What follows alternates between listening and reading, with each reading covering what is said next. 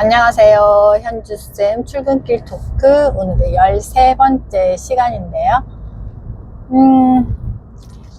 제가 어제 어떤 연수가 있었거든요. 어제 연수가 있었는데 어떤 내용이었냐면은 2022년 개정교육과정에 그 AI를 활용한 루브릭 평가 뭐 이런 주제였는데, 제가 왜 그 연수를 신청했냐면은 제가 루브릭이라는 단어를 처음 들어봤거든요. 그래서 이게 어떻게 적용되는 건지, 루브릭이 뭔지가 궁금했어요. 그래서 그 연수를 신청하고 이렇게 들어보니, 루브릭이 그 학교 교육 현장에서는 그 평가 지침, 에 대한 걸 이야기할 때 이 루브릭이라고 하더라고요. 그래서 이제 현장의 선생님들이 지금 고민하고 있는 거가 2022년 개정 교육 과정이 이루어지면서 평가 자체가 객관적인 평가보다는 서술형의 평가가 많아졌다. 그러니까 수행 평가도 있을 것이고, 이랬을 때 그 기준을 잡기가 굉장히 어렵다라고 하면서, 그러면 거기에 2022년 개정 교육 과정에 따른 그 평가 그 지침을, 루브릭을 어떻게 설계할 것인가에 대한 고민을 하고 계시는데, 여기에서 그런 중요한 이야기를 하시더라고요. 성과 평가를 할 것인지 숙달 평가를 할 것인지. 성과 평가라 하면 우리가 기존에 평가를 받았던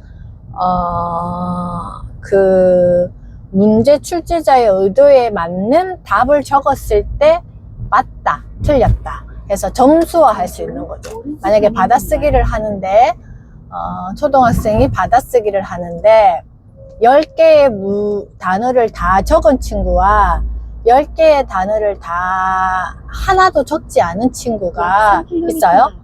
그러면 이게 성과평가를 했을 때 10개의 단어를 다 적었는데 뭐 받침이 틀렸다든지 뭐 자음이 틀렸다든지 모음이 틀렸다든지 이랬을 때, 결국은 하나도 적지 않은 친구나 다 적은 친구나 이게 뭔가 하나가 빠졌을 때는 둘 다 0점인 거잖아요. 이게 성과평가의 기준인 거죠.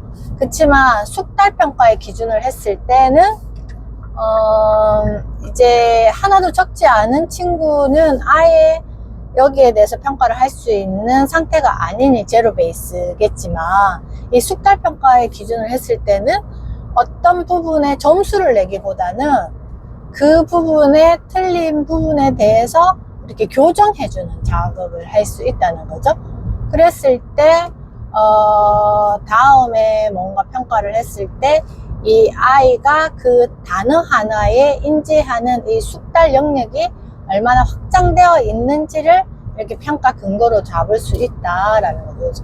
결국은 이게 그 결과 중심의 평가를 할 것인지 과정 중심의 평가를 할 것인지에 대한 이야기인데요.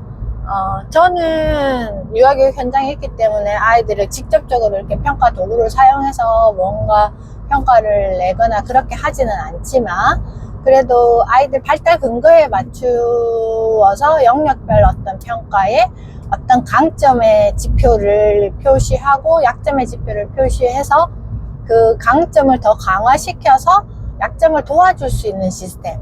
근데 이게 내부적으로 보다는 그 사회적 관계를 하면서 이 약점을 어떻게 보완할 것인가에 대한 거에 저는 현장에서 좀 중점을 둔단 말이에요. 그러면 예를 들어서 뭐 교실에서 그 모둠 활동을 할 때 그 같은 강점끼리 아이들을 모둠을 하는 게 아니라 그게 서로의 강점이 보완될 수 있는 걸 파악해서 이렇게 모둠을 구성한다든지, 그러니까 프로젝트 할 때마다 뭔가 기준을 잡아서 조금 이렇게 적용해 보기도 하는데요.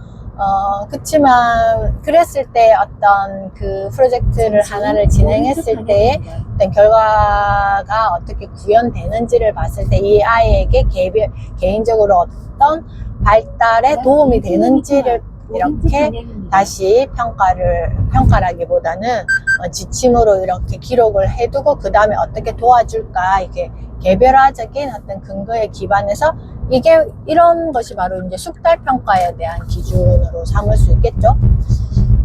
마찬가지 제가 AI에 대한 이야기를 할 때도 마찬가지, 내가 AI라는 그 도구를 사용해서 어떤 결과값을 이렇게 내어야지 라고 생각하면 굉장히 힘들어져요. 원천 교차로에서 왜냐하면은 그게 따른 결과값이 내 마음에 들게 이렇게 딱 주는 건 아니거든요. 시속 80km 단속 그치만 이 과정에서 내가 지금 어떤 디벨롭이 있지를 기준으로 잡으면 굉장히 재밌어지거든요. 그래서 한번 지금 나의 그 사고, 나의 어떤 내가 나를 평가하는 기준이라든지 내가 내 삶에서 대하는 태도의 형태가 성과평가의 기준을 두고 있는지 숙달평가의 기준을 두고 있는지 곧 그 말을 다시 바꾸면 나는 결과 중심의 어떤 사고형인지 과정 중심을 더 중요하게 생각하는 사람인지를 한번 생각을 해보시면 좋으실 것 같은데요. 저는 저는 거의 98%가 과정 중심을 중요하게 생각하는 사람이란 말이에요. 그래서 제가 학창 시절에도 시험을 보고 점수에 그렇게 연연하지 않았던 게 내가 공부한 만큼 점수가 나오면 저는 잘한 거였거든요. 그래서 항상 저는 시험을 보고 나면 잘 봤다라고 해요. 왜냐하면 내가 공부한 만큼 내가 했으면, 그것도 만약에 내가 공부했는데 문제가 엉뚱하게 나와, 내가 공부한 영역을 벗어나, 그러면 그 시험은 조금 망치는 거겠죠. 그건 어쩔 수 없잖아. 내가 공부한 영역의 그 범위를 벗어났기 때문에. 그래서 저는 오히려 내 생각을 적는 서술형 그 과제를 더 좋아했던 것 같아요. 어떤 걸 외워서 정답을 적는 이런 시험보다 그래서 네 생각은 어때? 이런 과제를 더 좋아했던 것 같거든요. 그래서 제가 어제 이제 그 연수를 들으면서 앞으로 이런 어떤 교육 현장에서 루브릭 그 평가 도구를 이렇게 만들 때 선생님들 또한 아니면 나 개인 또한 나는 어떤 형인가를 먼저 이해를 하고, 그러면 이걸 어떻게 스텝 바이 스텝으로 접근할 것인가를 기준으로 설계를 해보면 더 재밌게 이 과정을 즐길 수 있지 않을까라는 생각을 했습니다. 저는 이제 다 도착을 했고요. 또 내일 만나도록 하겠습니다. 안녕.